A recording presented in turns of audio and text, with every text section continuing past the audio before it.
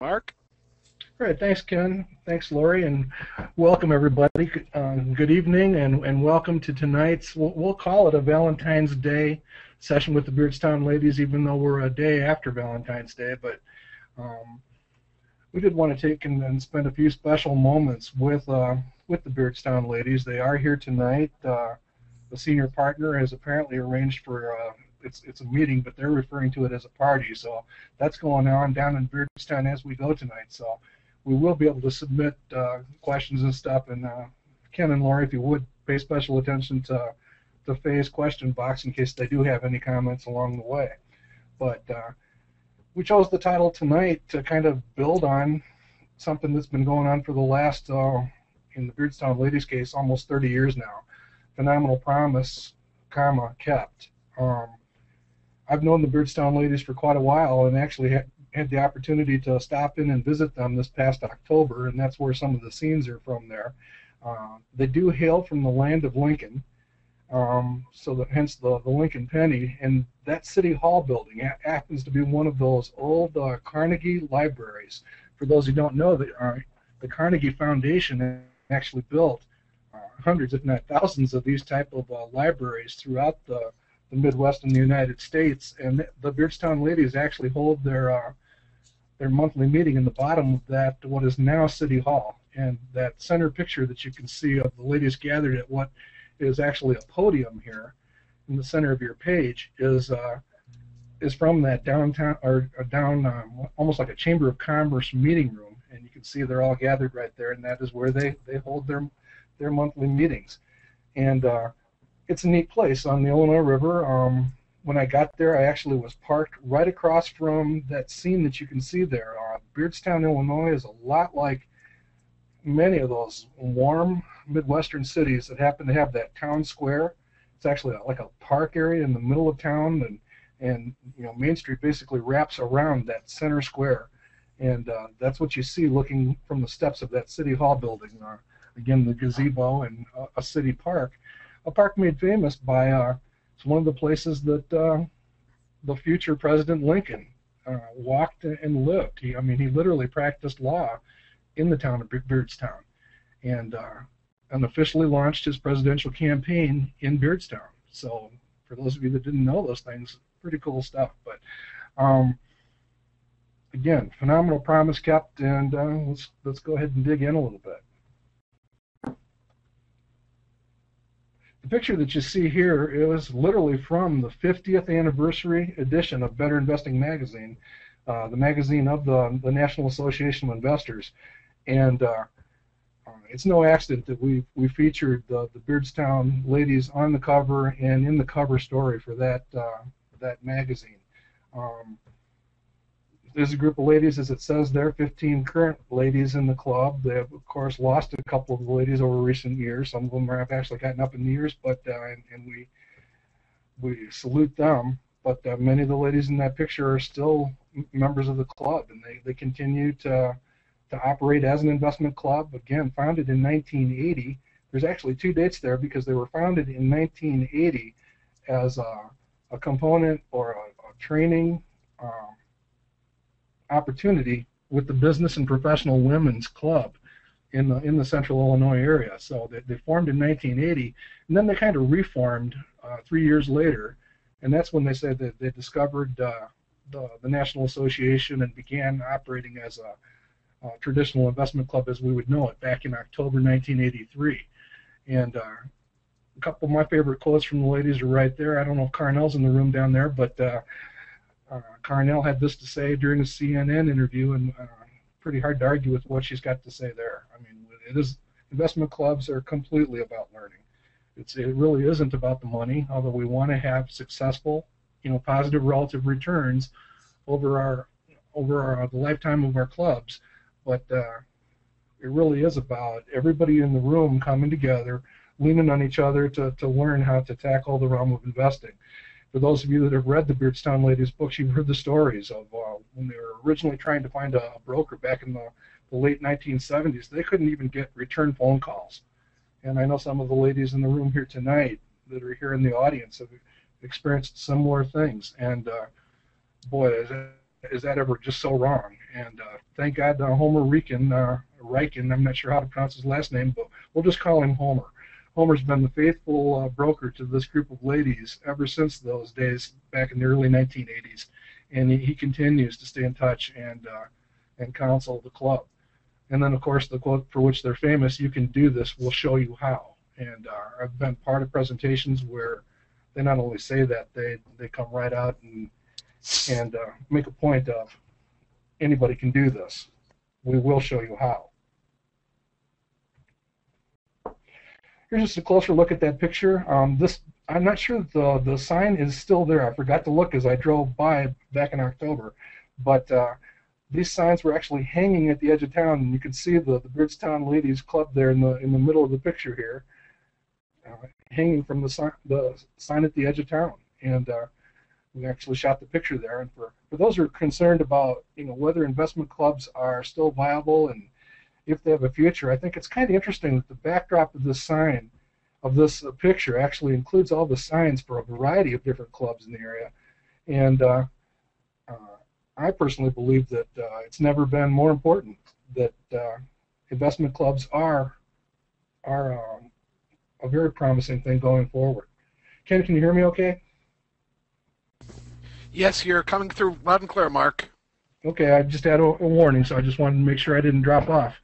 But again, this was the cover story, which we used to, the photograph that we used to introduce that story. And again, the subtitle here is "Promises Kept." Promises kept. Okay, let's go ahead and talk about the tough stuff first.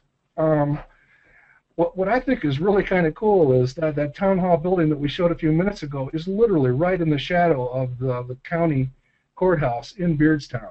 And as you walk up to the courthouse, you can find these plaques that celebrate the fact that Abraham Lincoln actually practiced law there.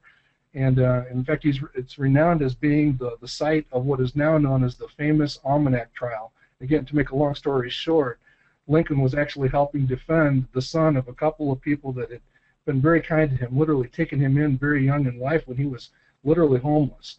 And now he comes back a few years later as an attorney, defends their son in a lawsuit, and it's infamous for its, or I guess I should say famous for the moment where Lincoln confronts the witness. I can almost envision Perry Mason, in Abraham Lincoln fashion. He confronts the witness and literally has him say something about seeing it at a certain time. He pulls out the almanac and proves that the sun was not anywhere near being up, and there was no way he could have made that identification. So again, the Farmer's Almanac was the cornerstone of a vigorous defense by Lincoln, and one that he's known for. Just wanted to take a moment, because even a couple people that may be here in the audience tonight have asked, well, didn't the Beardstown Ladies, mislead us? And, again, in the spirit of that courthouse, let's stick to the facts and talk about evidence and findings. Point number one there, I'm an engineer, not an attorney, but I do know that when somebody stipulates something, they're basically saying you can stop trying to prove it. And Betty Sinnock stipulated she made a mistake. She simply made a mistake in the accounting of the performance of the club. And the second point is equally powerful. And this is one that I want many people to take away, because it is still misreported to this day. I mean, every few months or so I have to go and correct some journalist that gets it wrong. It's not the mistake that was widely reported. The mistake that was reported was that the ladies artificially inflated their returns by including their monthly contributions. So literally they were just measuring the change in the balance, and it was, that's the way it was actually somewhat presented in the book. That's not what happened. What actually happened was Betty had inputted the data from the existing investment club, I don't know, somewhere back around the 1990 time frame, and she mistakenly thought that it covered the entire lifetime of the club, when the data she was actually looking at only was like 1990 through 1993. So she actually had a partial slice of the data, and that's the mistake that was made. And to this day, it's always been my conviction that, Betty made that mistake. But again, I used to work in the magazine business. There's an enormous responsibility on the publisher and the editor for something like this. And in this case, it was a division of Disney, to fact check and make sure that that's okay and prevent somebody like Betty from making that type of an innocent mistake. And lo and behold, a few years later, after I've been kind of vigorous in my outlook on this, the court ruled that the publisher was responsible for what happened. And although it's a fairly minor penalty, they have to give coupons or refunds. You can actually turn the book in and get a different book or some sort of thing. But again, the thing is, the court ruled that the publisher actually made the error, and to this day I believe that to be the case. And last but not least, and this is something that we made quite clear in our 50th anniversary cover story, no matter what was being slung around, talking about the situation, what you didn't see written about or conversed about in the national media was the fact that no matter what the numbers were, the Beardstown Ladies, and this is coming straight out of the Price Waterhouse audit, they outperformed over 83% of all mutual funds during the period in question. So again, they beat 5 out of 6 mutual funds. So it's not like they had disastrous returns. And in fact, we looked at a reference that we looked at the performance from 1983 through 1997, and they had a 15.3% rate of return. That's not exactly failure by any yardstick I can possibly think of. So you can look at more things there, but again, a mistake was made, and it really got blown out of proportion in the worst possible way, and I really wish it wouldn't have happened. It's something that I have been very, very close to. I'm probably as close to this issue as anybody on the planet. That may sound a little bit self-centered, but I had actually spotted some of this back in the mid-1990s, and I had actually approached Better Investing and the PR firm for the company and said, I'm having trouble getting these numbers to add up. And to this day, I don't regret many things in life, but I do regret that I hadn't known the ladies better and reached out to Betty before that, at that time, because the response from the association was to let a sleeping dog lie, and I don't think that worked out very well. Mark, we have a wonderful comment from Ann Manning. Ann wants the Beardstown Ladies to know that all she cares about is that these ladies got herself and a lot of other people interested in investing, and she feels that's the takeaway from everything that went on. Well, that's an excellent segue, Ken, because the next slide makes that point. And thanks Groundhog Champ, Ann Manning. That is the point.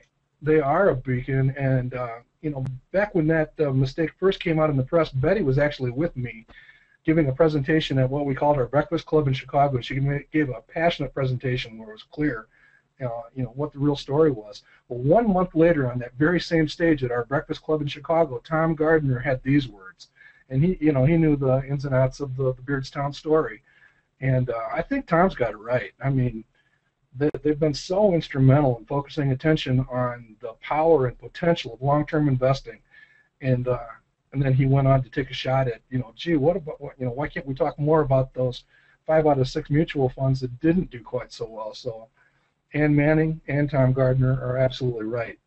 Let's keep our eye on the ball and what really matters, and that's where we'll go for the rest of this presentation. Oh, got to sneak in and keep our lawyers happy. This is an educational demonstration. We bring this, most of you people have been here before, but for those of you that are new, we are going to talk about real stocks, real time. We're going to actually look at the Beardstown Ladies portfolio, talk about some stocks, and share some facts and opinions and thoughts about them, but it's all for educational and illustrative purposes only. No investment recommendation is intended.